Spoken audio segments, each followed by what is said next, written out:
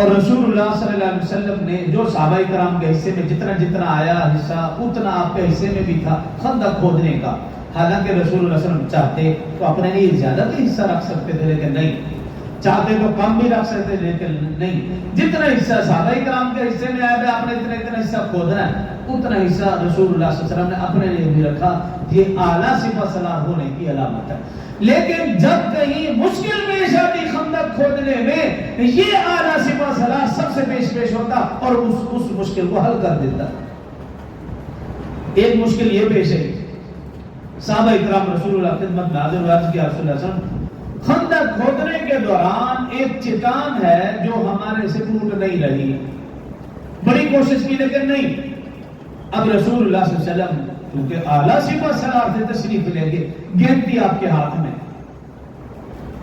رسول اللہ صلی اللہ علیہ وسلم نے اللہ کا نام لیا اور گنتی کی ایک ضرب لگئی, چٹان کا ایک حصہ ٹوٹا. رسول اللہ صلی اللہ علیہ وسلم نے ساتھ ہی فرمایا اور اس سے روشنی بھی نکلی. رسول اللہ صلی اللہ علیہ وسلم نے فرمایا شام فتح ہو گیا. پھر گنتی کی دوسری ضرب لگئی, چٹان کا کچھ اور حصہ ٹوٹا, روشنی نکلی. پھر رسول اللہ صلی اللہ علیہ وسلم نے فرمایا ایران فتح. پھر رسول اللہ صلی اللہ علیہ وسلم نے تیسری ضرب لگئی, ساری کی ساری چٹان ریزہ ریزہ ہو گئی, روشنی بھی نکلی. رسول اللہ صلی اللہ علیہ وسلم نے فرمایا یمن فتح. اب صحابہ اکرام رضوان اللہ علیہم اجمعین نے نعرہ بلند کیا, ان کے حوصلے بلند ہو گئے. انہیں رسول اللہ صلی اللہ علیہ وسلم کی زبان پر اپنی ذات سے بھی زیادہ یقین تھا کہ جو رسول اللہ صلی اللہ علیہ وسلم نے فرما دیا وہ 100% نہیں 101% سچ ہے. لیکن اس مرحلے پر یہودیوں کا ایک قبیلہ بنو قریظہ جس کے ساتھ رسول اللہ صلی اللہ علیہ وسلم کا دوستی کا معاہدہ تھا وہ بھی ساتھ تھا, لیکن وہ ٹولہ تھا یہودیوں کا اور منافقین کا مشتمل تھا, مکس تھے دونوں. اب جب انہوں نے دیکھا رسول اللہ صلی اللہ علیہ وسلم کے اس طرز عمل کو کہ کھانے پینے کے لیے کچھ نہیں, پہننے کے لیے لباس پورا نہیں, بھوک پیاس اتنی کہ کھانے پینے کے لیے کچھ بھی نہیں ہے لیکن پیٹ پر پتھر باندھ رکھا ہے, لیکن مذاق کیا اڑا رہے ہیں وہ منافقین, وہ یہودی مذاق کیا اڑا رہے ہیں بھی دیکھو کدال لگا کے بولتے ہیں شام فتح, ایران فتح, یمن فتح, مذاق اڑا رہے ہیں آپس میں وہاں سے رہے. اور یہی عملات سے چند دن پہلے اس اسلام کے نام پر حاصل کی گئی دھرتی پر بھی دیکھنے کو ملا.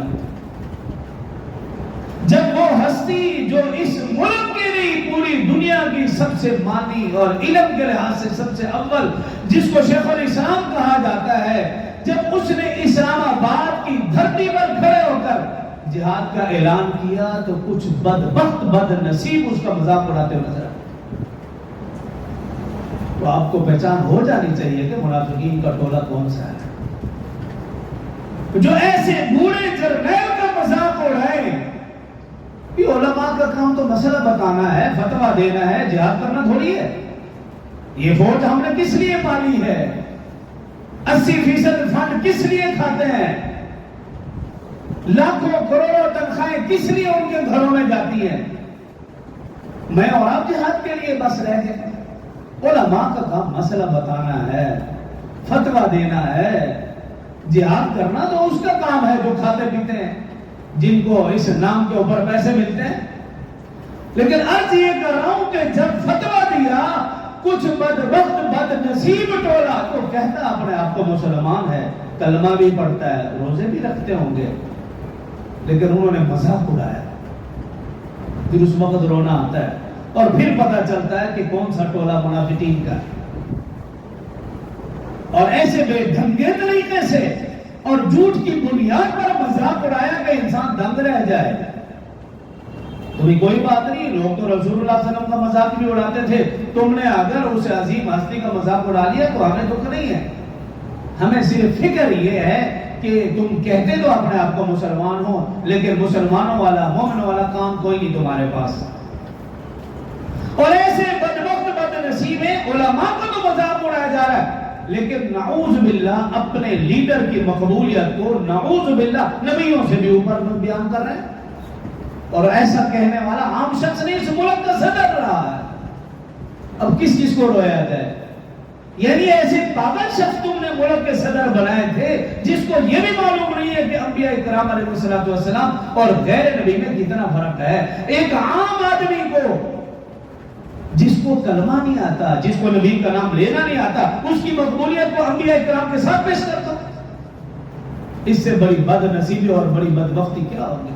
خیر رسول اللہ صلی اللہ علیہ وسلم کا مذاق اڑایا جا رہا، کھانے پینے کے لیے کچھ نہیں، اور شام فتح، ایران فتح، یمن فتح۔ پھر تاریخ نے دیکھا یہ جملے ادا کرنے کے کچھ ہی عرصے کے بعد پھر اللہ رب العزت نے شام میں بھی مسلمانوں کو فتح نصیب فرمائی، ایران بھی مسلمانوں کے ہاتھوں فتح ہوا، اور یمن بھی مسلمانوں کے ہاتھوں فتح ہوا۔ وہ رسول اللہ صلی اللہ علیہ وسلم کے بشیر کو سچ ثابت ہو نظر ہے۔